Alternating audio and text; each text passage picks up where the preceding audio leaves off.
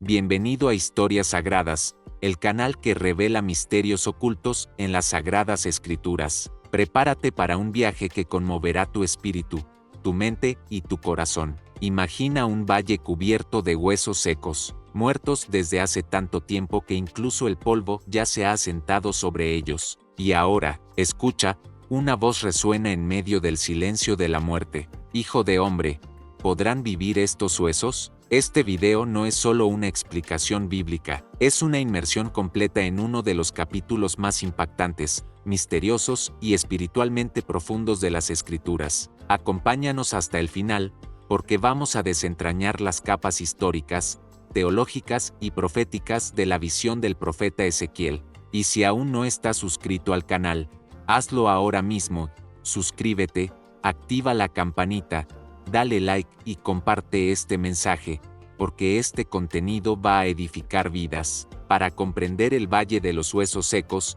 primero debemos conocer al hombre detrás de la visión. Ezequiel, hijo de Buz, era un sacerdote de la tribu de Leví. Su nombre en hebreo, Yehezkel, significa Dios fortalece. Vivió en uno de los momentos más traumáticos de la historia del pueblo hebreo, el exilio en Babilonia. Después de siglos de infidelidad, idolatría y rebelión, Dios permitió que Jerusalén fuera sitiada por Nabucodonosor, rey de Babilonia. Esto ocurrió en 3 deportaciones sucesivas, en el año 605 a.C., luego en el año 597 a.C., y finalmente en el año 586 a.C.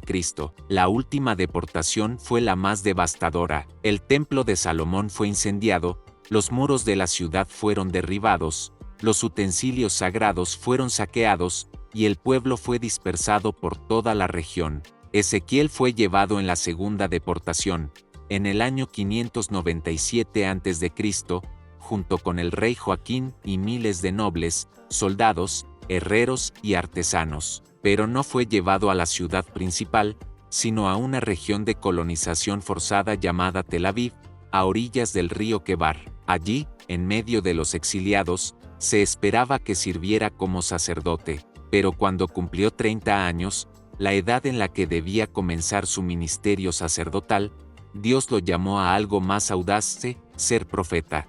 Su llamado está descrito en Ezequiel capítulos 1 al 3. Ezequiel ve los cielos abiertos y tiene visiones de Dios, seres vivientes con 4 rostros, ruedas dentro de ruedas, relámpagos y fuego. En el centro, la gloria del Señor. Ezequiel cae rostro en tierra, y Dios lo levanta diciendo: Hijo de hombre, yo te envío a los hijos de Israel, a una nación rebelde que se ha sublevado contra mí. Ezequiel capítulo 2, versículo 3. A partir de ese momento, su misión no es agradar, es confrontar. Predica con gestos, señales y palabras duras. Se acuesta de lado por días, come pan impuro, guarda silencio por largos periodos y hasta pierde a su esposa como señal profética. Ezequiel se convierte en un símbolo viviente del mensaje de Dios. Sus primeros capítulos están llenos de oráculos de juicio. Ezequiel denuncia con valentía a los sacerdotes corruptos, a los líderes traidores y a los ídolos escondidos dentro del corazón del pueblo. Su mensaje es firme, implacable, como una tormenta anunciando el castigo de Dios. Pero algo cambia drásticamente en el capítulo 33. Un mensajero llega desde Judá con una noticia devastadora: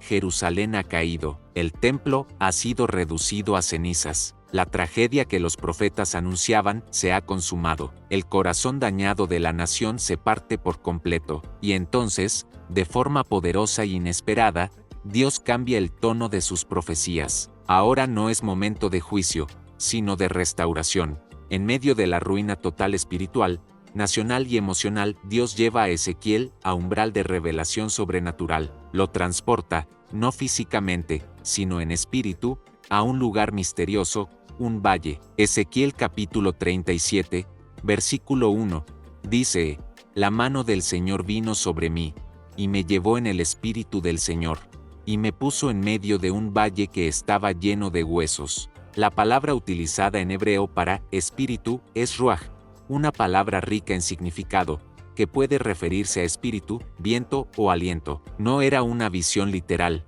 sino espiritual. Dios está llevando la conciencia profética de Ezequiel a un escenario simbólico y profundo, un valle de muerte y desesperanza. El texto bíblico añade un detalle crucial: los huesos estaban sequísimos. No eran restos recientes ni cadáveres frescos, eran huesos completamente descompuestos, sin vida, sin médula, sin posibilidad humana de resurrección. Representaban un pueblo quebrado, una nación aniquilada, una fe apagada. Era el símbolo máximo de lo imposible. Pero justo ahí, en el lugar más sombrío, es donde Dios decide hablar.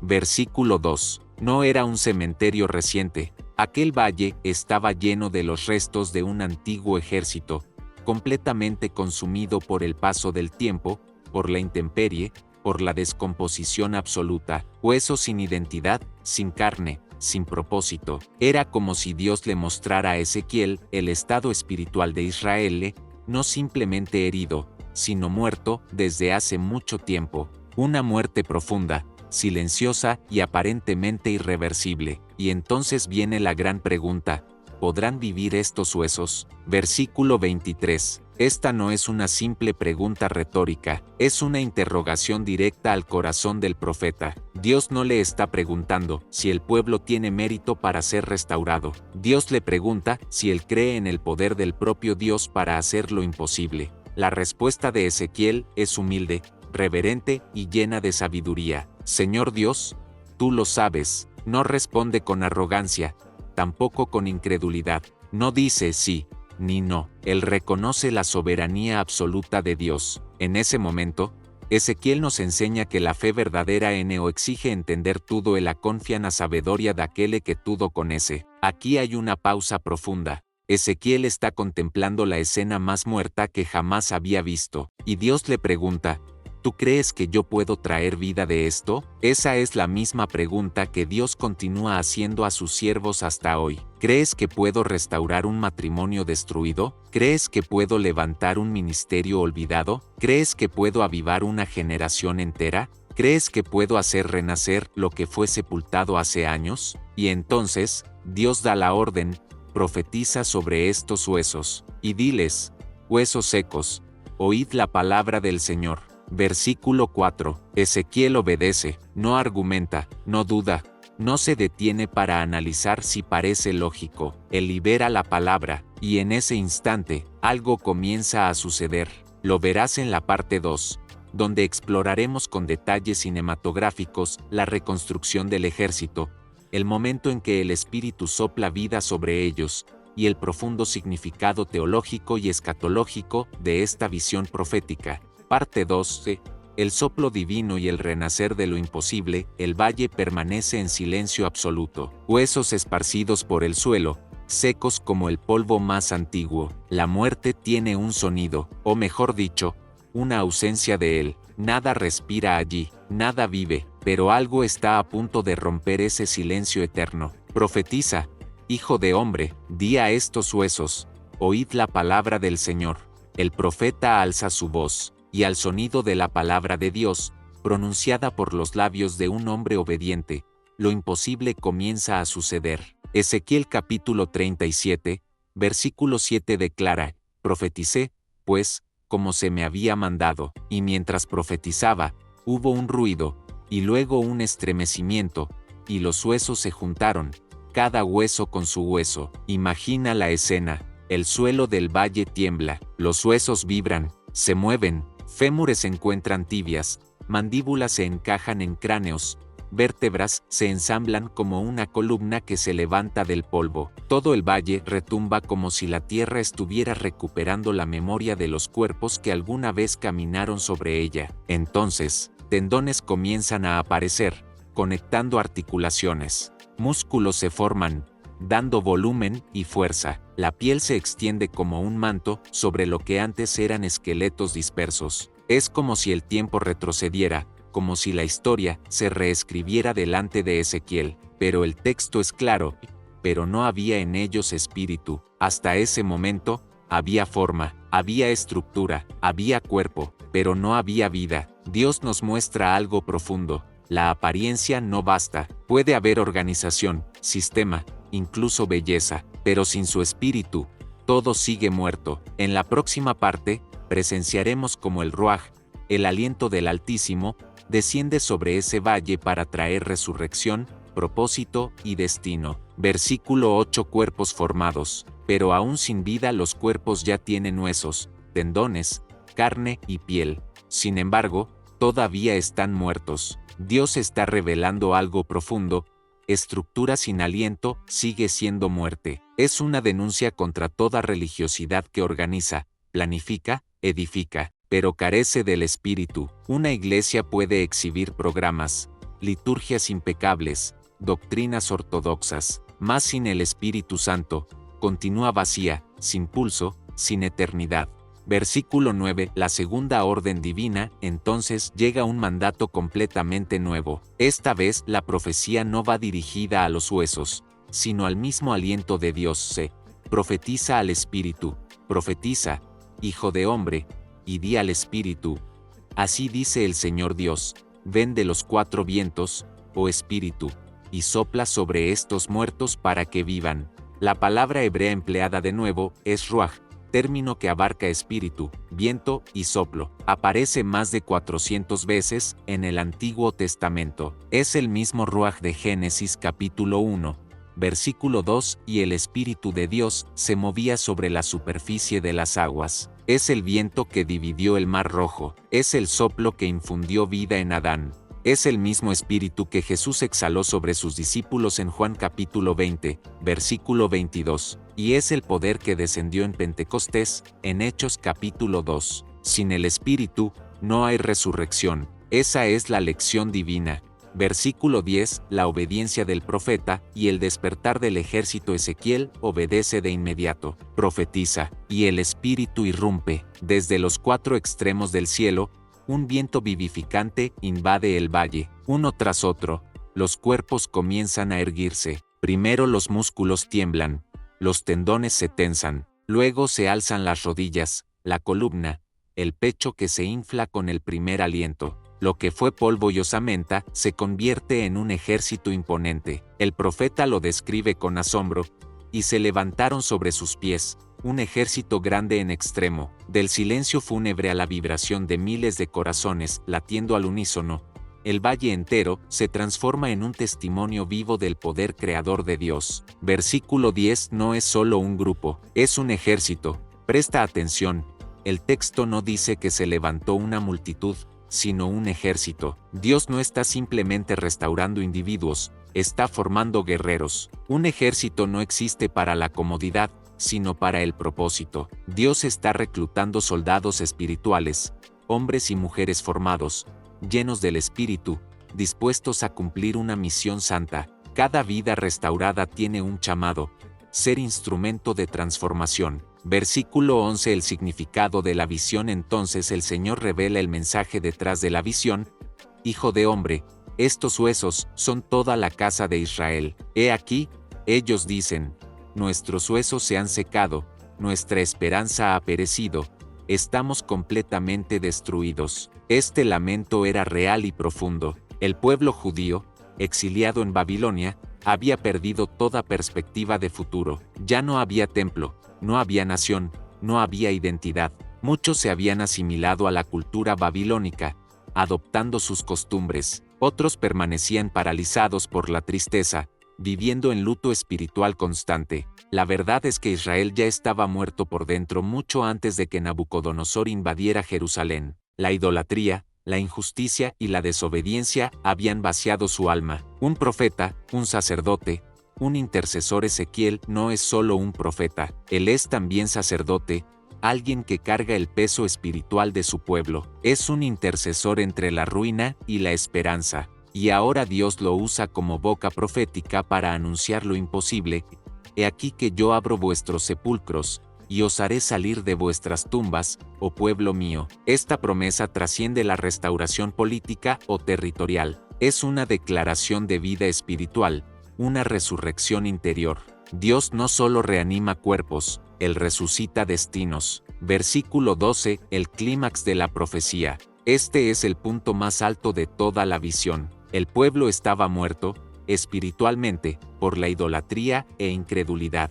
emocionalmente, por el trauma del exilio, nacionalmente, por la destrucción de su tierra y su templo. Pero Dios hace 3 promesas poderosas.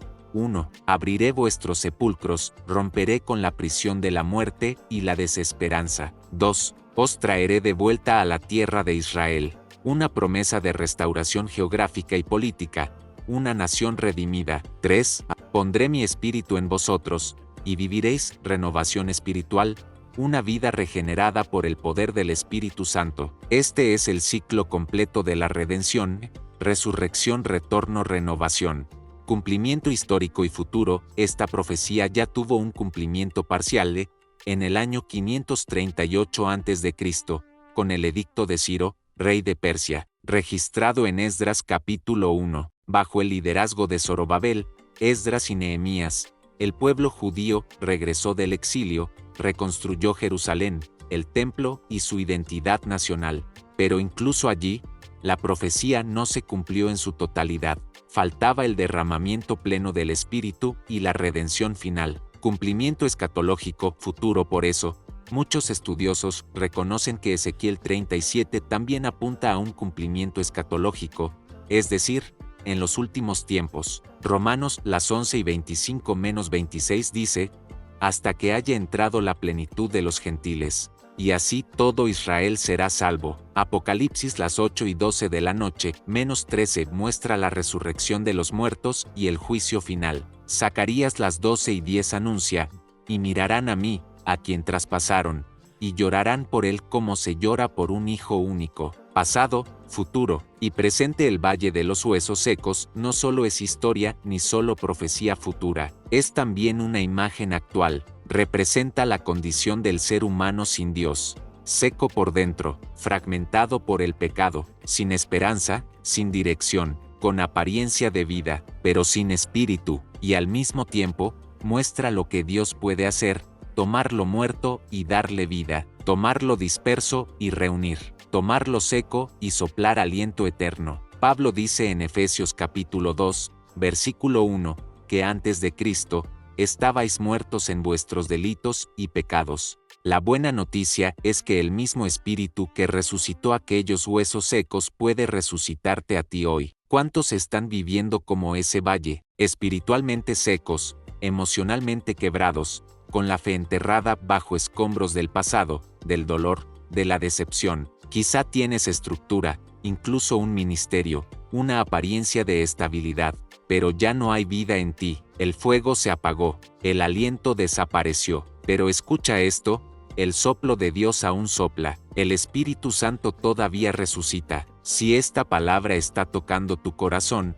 escribe ahora en los comentarios: Señor, sopla sobre mí. Y si aún no te has suscrito al canal, este es el momento perfecto, porque esto es solo el comienzo de una revelación que puede cambiar el rumbo de tu vida espiritual. En la próxima parte, vamos a explorar las implicaciones teológicas y escatológicas más profundas de esta visión, la conexión con la promesa del nuevo corazón en Ezequiel capítulo 36. Como todo apunta hacia el Mesías, el reino milenial y el futuro glorioso del pueblo de Dios. No te lo pierdas. Prepárate para una revelación que va más allá de la comprensión humana, porque el Dios que resucita huesos, también puede resucitar tu propósito. Parte 13. La promesa escatológica y el nuevo espíritu. El valle está vivo. Lo que antes era polvo seco, ahora late con propósito. Ese ejército de pie frente a Ezequiel no representa solamente la restauración física de un pueblo,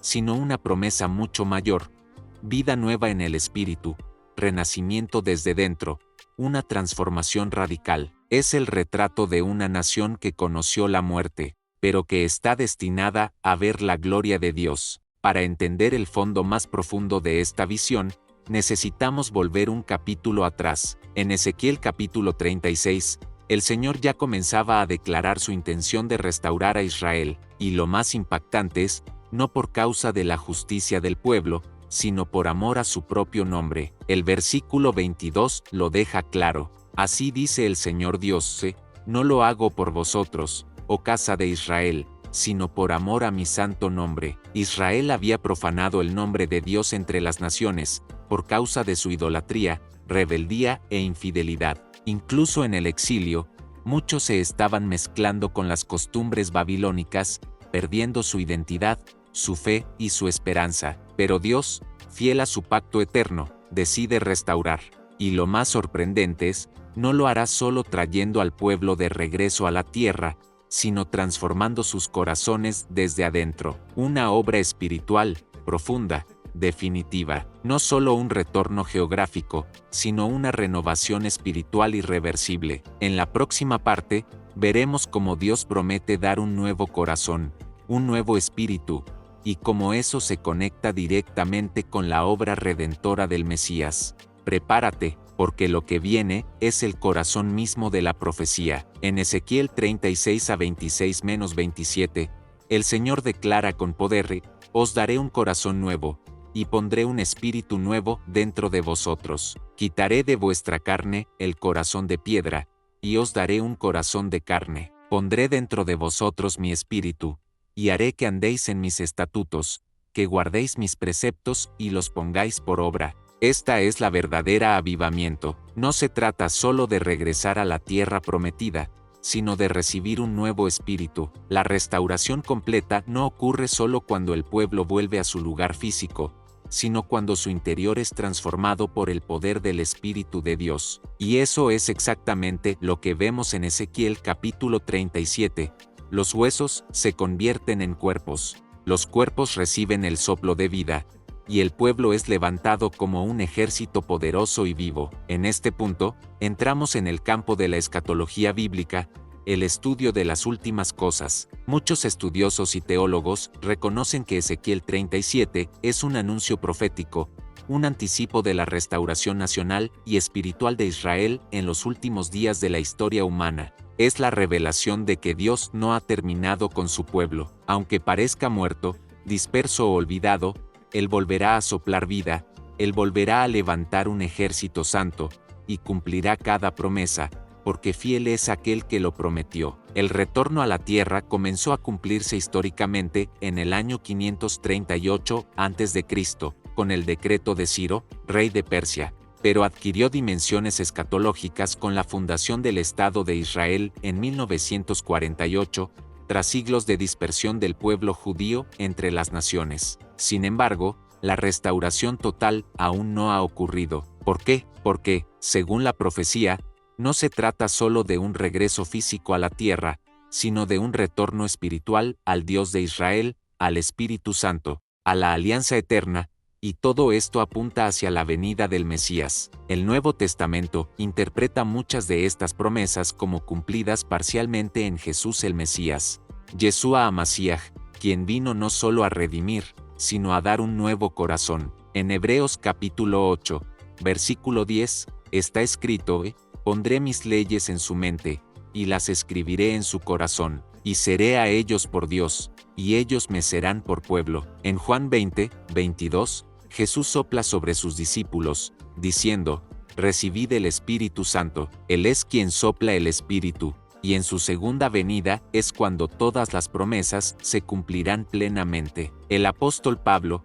en Romanos capítulo 11, retoma este tema con claridad profética: porque no quiero, hermanos, que ignoréis este misterio, que ha venido un endurecimiento parcial sobre Israel, hasta que haya entrado la plenitud de los gentiles, y así, todo Israel será salvo. Esta es la esperanza que atraviesa los siglos, una promesa viva, una restauración total, un pueblo que volverá, no solo a su tierra, sino a su Dios. Romanos capítulo 11, versículos 25 y 26. El endurecimiento parcial de Israel no es definitivo. Dios aún tiene un plan para su pueblo. La visión de Ezequiel 37 es, por tanto, una imagen anticipada de la salvación colectiva y final de Israel, cuando al mirar al Mesías, se arrepientan y sean revestidos del Espíritu Santo. Pero esta promesa no es exclusiva del pueblo judío, se extiende también a la Iglesia,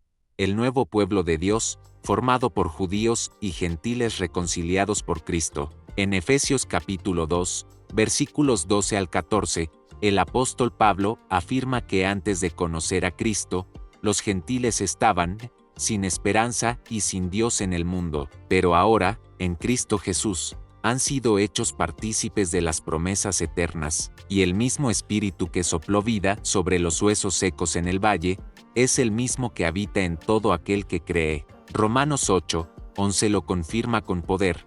Y si el Espíritu de aquel que levantó de los muertos a Jesús mora en vosotros, el que levantó a Cristo Jesús, vivificará también vuestros cuerpos mortales por su Espíritu que mora en vosotros. Esto significa que cada creyente es un milagro semejante al del valle de Ezequiel. Estábamos muertos en nuestros delitos y pecados, como dice Efesios capítulo 2, versículo 1, pero Él nos dio vida. Fuimos huesos secos, pero ahora somos templo del Espíritu Santo, como enseña 1 Corintios 6:19, y por eso, esta visión no es solo sobre Israel, es sobre ti, sobre mí, sobre la iglesia, sobre todo lo que hoy parece muerto, sin esperanza, sin retorno. Dios sigue haciendo la misma pregunta: ¿podrán vivir estos huesos? ¿Ese llamado que creías perdido puede volver a arder? ¿Esa promesa que quedó dormida puede despertar? ¿Esa generación fría, sin fe ni rumbo, puede levantarse como un ejército? La respuesta del cielo es clara: sí, sí pueden vivir, porque donde el Espíritu de Dios sopla, la muerte retrocede, y lo imposible resucita, cuando la palabra es liberada y el Espíritu sopla. Pero, ¿qué está enseñándonos Dios con esta secuencia reveladora? Dios actúa en etapas. Primero los huesos se unen, luego viene la carne, y finalmente, el aliento de vida. Esto nos muestra que no toda restauración es instantánea. Muchas veces, el Señor trabaja en capas, en procesos profundos y silenciosos, y nuestro papel es permanecer obedientes, profetizando y creyendo hasta que la obra esté completa. La palabra profética tiene poder creativo. Dios podía haber hablado directamente a los huesos, pero eligió usar la boca de Ezequiel, y eso aún es verdad hoy. Dios sigue buscando hombres y mujeres dispuestos a liberar su palabra sobre el caos. Tal vez Él está esperando tu voz, porque sin el Espíritu, todo es apariencia, un cuerpo hermoso, organizado, con forma, pero sin aliento, sigue siendo un cadáver. El Espíritu Santo no es opcional, Él es esencial. Sin Él no hay vida, no hay misión, no hay salvación. Si este mensaje está encendiendo fuego en tu corazón, escribe ahora en los comentarios: sopla sobre mí, Espíritu de Dios, y aprovecha para suscribirte al canal, activar las notificaciones y compartir esta palabra con alguien que necesita un renuevo espiritual. En la próxima parte, vamos a explorar los capítulos finales del libro de Ezequiel, especialmente los que hablan de la reunificación de los reinos del norte y del sur, la restauración del templo, la figura del príncipe mesiánico, y la ciudad eterna, donde Dios habitará para siempre con su pueblo. Vas a descubrir cómo Ezequiel capítulo 37 se conecta directamente con Apocalipsis capítulo 21, y cómo el Valle de los Huesos Secos nos lleva proféticamente hasta la Nueva Jerusalén. No te pierdas lo que viene. Dios está construyendo algo eterno. Parte 4 del Valle a la Gloria, el templo, el reino eterno y la morada de Dios. El valle ha quedado atrás. El ejército está de pie. El Espíritu ha soplado vida. Pero el plan de Dios no termina ahí. Después de la impactante visión de los huesos secos, el profeta Ezequiel continúa su revelación con una secuencia directa e impresionante: la reunificación de los reinos de Israel y Judá. En Ezequiel 37:15-28, el Señor ordena al profeta que tome 2 tablas de madera, una representando a Judá y otra a Israel, y las una en una sola. Entonces le dice: He aquí que yo tomaré a los hijos de Israel de entre las naciones a donde han ido, y los recogeré de todas partes, y los traeré a su propia tierra. Ezequiel 37:21. Durante siglos, el pueblo de Dios estuvo dividido. Desde los días de Roboam y Jeroboam, las tribus se separaron en 2 reinos, el del norte, Israel, y el del sur, Judá. Pero ahora, Dios proclama la unidad restaurada. Nunca más serán 2 naciones, ni nunca más serán divididos en 2 reinos. Ezequiel 37:22. Esto es más que una profecía política, es una declaración escatológica. Dios está reuniendo a su pueblo de entre las naciones. Una palabra profética que resuena poderosamente con los eventos del siglo XX, cuando, tras casi 2000 años de dispersión, Israel fue restaurado como nación en 1948. Pero la promesa no se detiene ahí. En el versículo 24, aparece una figura mesiánica central: mi siervo David será rey sobre ellos, y todos tendrán un solo pastor. Este siervo David no es el antiguo rey, muerto hacía siglos. Es una referencia directa al Mesías, el descendiente prometido de la casa de David, quien reinará para siempre. No se trata de un reino humano ni pasajero, sino de un reino eterno, justo y santo que será gobernado por Jesucristo Yeshua HaMashiach. La promesa escatológica, el buen pastor y el templo eterno, esta profecía apunta directamente a Jesucristo, quien en Juan 10 y 11 se presenta como el buen pastor que da su vida por las ovejas, y en Apocalipsis 10 y 16 de la noche se identifica como la raíz y el linaje de David, la estrella resplandeciente de la mañana. Este gobierno no será simbólico ni alegórico, será un reino literal, real, donde el Mesías reinará con justicia, paz y autoridad absoluta. En Ezequiel 37 a 26-27, Dios declara: haré con ellos un pacto de paz perpetuo, y estableceré mi santuario en medio de ellos para siempre. Mi tabernáculo estará con ellos, y yo seré su Dios, y ellos serán mi pueblo. La palabra clave aquí es santuario, en hebreo, mikdas, que significa lugar santo, morada divina entre los hombres. A partir del capítulo 40 de Ezequiel, el profeta comienza a describir, con precisión arquitectónica, un templo nuevo, distinto a cualquier otro conocido. No es el templo de Salomón, ni el de Zorobabel, ni el reconstruido por Herodes. Este templo jamás existió físicamente en Jerusalén. Se trata de un templo escatológico, un templo futuro, donde la gloria del Señor volverá a habitar. En Ezequiel 43-2, el profeta declara con asombro: y aquí la gloria del Dios de Israel venía del oriente, y su voz era como el estruendo de muchas aguas, y la tierra resplandecía con su gloria, la misma gloria que había abandonado el templo. En Ezequiel capítulo 10, ahora regresa. Este templo será el centro espiritual del mundo durante el reino milenial, el período de 1000 años de gobierno de Cristo sobre la tierra, como lo describe Apocalipsis capítulo 20. El río de vida y la ciudad eterna. Adonai Samma. Muchos estudiosos identifican la visión de Ezequiel como paralela a la profecía de Zacarías capítulo 14,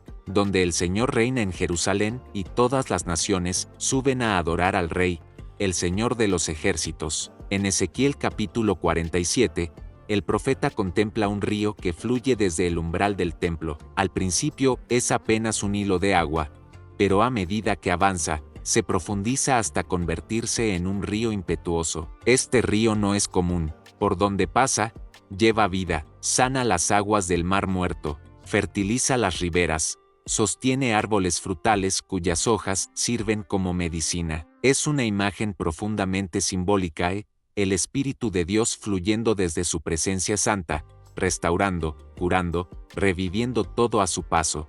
Esta visión conecta directamente con lo que el apóstol Juan ve en Apocalipsis 22:1-2, y me mostró un río limpio de agua de vida, resplandeciente como cristal, que salía del trono de Dios y del Cordero. En medio de la calle de la ciudad, a uno y otro lado del río, estaba el árbol de la vida, que da 12 frutos, uno cada mes, y las hojas del árbol son para la sanidad de las naciones. Aquí el río representa al Espíritu Santo, derramado sin medida, saturando la nueva Jerusalén y trayendo vida eterna a las naciones. Finalmente, Ezequiel cierra su libro profético con una revelación gloriosa, el nuevo nombre de la ciudad santa. En Ezequiel 48-35 leemos: y el nombre de la ciudad desde aquel día será: el Señor está allí. En hebreo, Adonai Samma. Ya no será solo Jerusalén, ni simplemente un centro geográfico,